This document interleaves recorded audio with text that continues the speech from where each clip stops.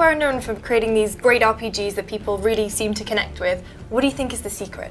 Well, at BioWare we start with great stories, and we've learned over the years that great stories come from great characters. So we spend a lot of time on the characters themselves, characters you can get personally involved with, characters with a lot of depth, characters with backstory, characters with motivations. We've tried to build all of those things in the games over the years, and we're doing that now in Dragon Age Inquisition. Well, I think it's really about bettering what's gone before. BioWare has a great legacy in the RPG market, but also from an artistic standpoint. So when we're approaching a game like Dragon Age Inquisition, really we're thinking, how can we make it bigger? How can it be more lush, more creatively fulfilling? Where do you start with it? I mean, it's a big project. What's the kicking off point? So the writers often have a lot of ideas, and they start by drafting out the characters themselves, the places they want to go in the lore, the kinds of scenarios they want the player to get involved in. When we first start, we'll start talking in broad concepts. We don't want the writers to get too far ahead, so we'll say noble knight or a thief with a heart of gold. We'll just start with sort of broad strokes. What are the big do's and don'ts, would you say, of making a BioWare RPG? Always make sure the story is there, and first and foremost, always make sure players feel like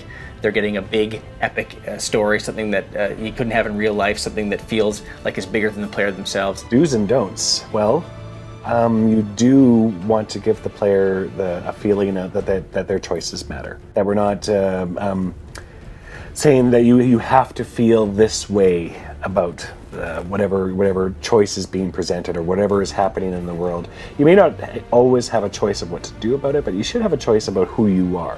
When it comes to the followers, the people who travel with you in the story, they are the ciphers through which the player interacts with all the big themes. So if we have the Templars and Mages as being two big elements in this story, we're going to want somebody who embraces the view of the Templars, someone who embraces the view of the Mages, and gives it a personal face, because otherwise these are very abstract issues. So would you say you've got any don'ts when it comes to making RPG? Yeah, I think don't constrain your player too much. Definitely players want amazing, epic experiences. You can have intimate moments, you can have smaller moments in there, but they need to be there alongside the really big moments of the game. Other don'ts include, don't think you know what the player wants. You can tell a story, but how players will experience it is up to them. Don't talk down to your audience.